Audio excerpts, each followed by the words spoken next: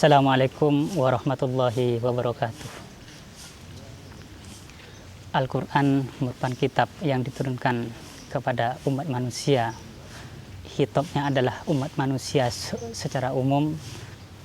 Al-Quran menurut Syekh Manna Al-Qattan memiliki beberapa nama. Di antara nama itu adalah Al-Quran adalah huda. Al-Quran adalah petunjuk. Petunjuk agar orang-orang tidak tersesat.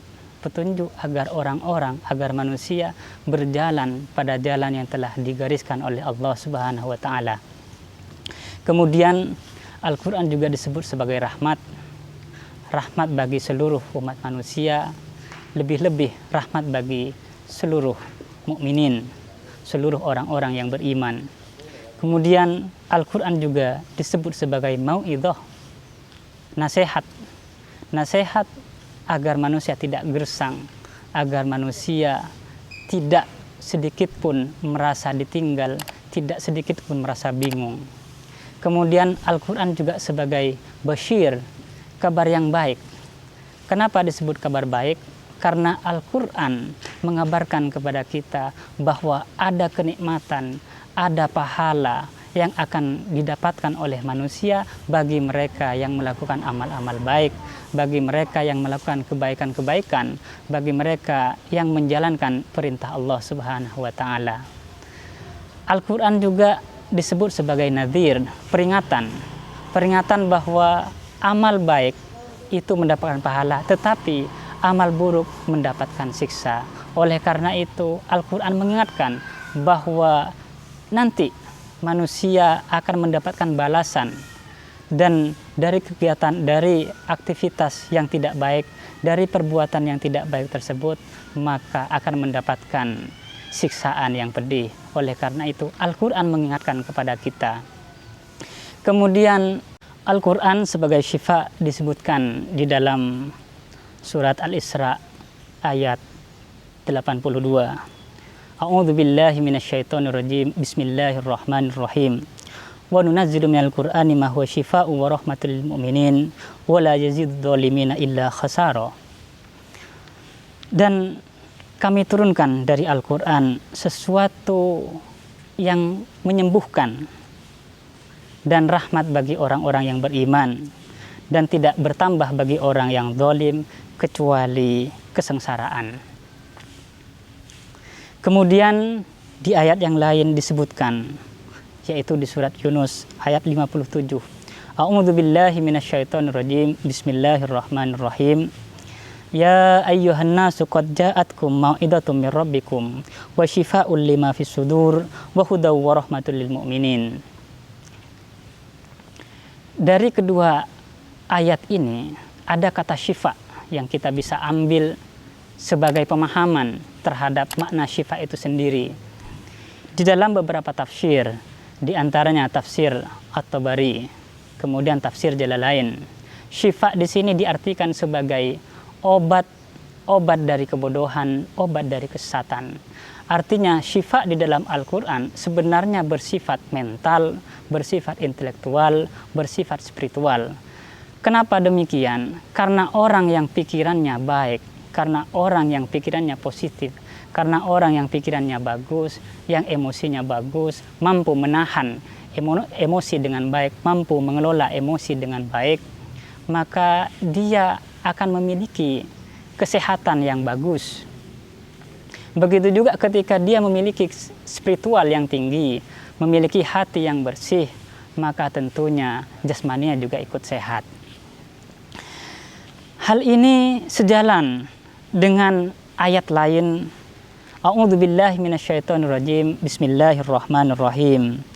Innamal mu'minuna alladzina idza dzukirallahu wajilat qulubuhum wa idza tuliyat 'alaihim ayatuhu zadatuhum imana wa 'ala rabbihim yatawakkalun. Artinya adalah sesungguhnya orang-orang yang beriman ialah mereka yang bila disebut nama Allah gemetarlah hati mereka, dan apabila dibacakan ayat-ayat bertambahlah iman mereka, dan hanya kepada Tuhanlah mereka bertawakal. An-Anfal ayat 2. Itu artinya bahwa syifa di dalam Al-Quran atau obat atau penawar dalam Al-Quran ini lebih banyak berkaitan dengan pikiran, banyak berkaitan dengan mental, banyak berkaitan dengan keimanan. Kemudian bagaimana dengan syifa atau obat dalam artian yang sifatnya fisik? Misalnya kalau saat ini terjadi wabah corona, bagaimanakah Al-Quran menyikapi, atau bukan hanya terhadap corona, tetapi secara umum, dalam artian kesehatan secara umum. Di dalam hal ini, Al-Quran lebih banyak berbicara pada aspek wikoi. Apa itu aspek wikoi? Aspek wikoi adalah pada wilayah pencegahan.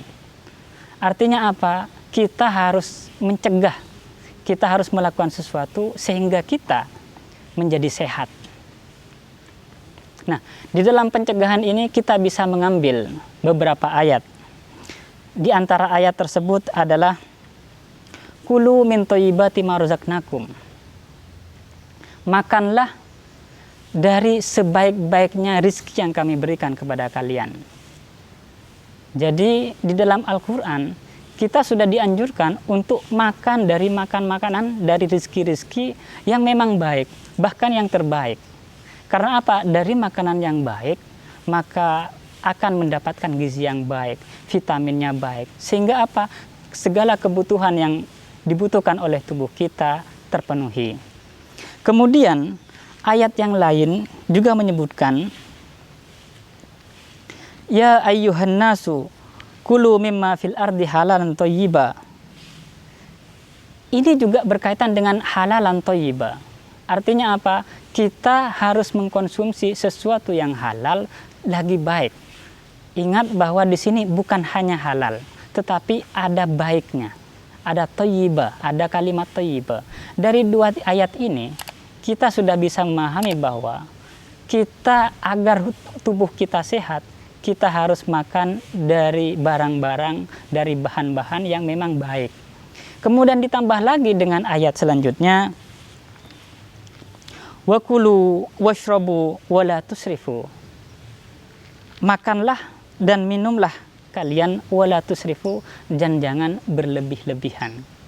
Jadi poinnya dari beberapa ayat ini, pertama kita harus makan dari yang paling baik, kemudian yang kedua kita harus makan dari yang halal, kemudian yang ketiga kita harus makan sesuai dengan porsinya, wala tusrifu, jangan berlebih-lebihan. Makanan yang baik tetapi kita konsumsi secara berlebihan, maka tentunya akan mendatangkan penyakit dalam diri kita. Kalau kita makan secara berlebihan, maka ini akan berdampak buruk pada jasad kita, pada badan kita. Oleh karena itu harus ada keseimbangan. Jadi Al-Quran dalam artian syifa sebagai obat, sebagai penawar, adalah obat pada aspek spiritual dan juga obat pada aspek mental dan juga obat pada aspek fisik. Jadi ruhani dan jasmani sebenarnya sudah terpenuhi dengan apa yang tergandung di dalam Al-Quran. Wallahul muwaffiq ila aqwamit thoriq. Wassalamualaikum warahmatullahi wabarakatuh.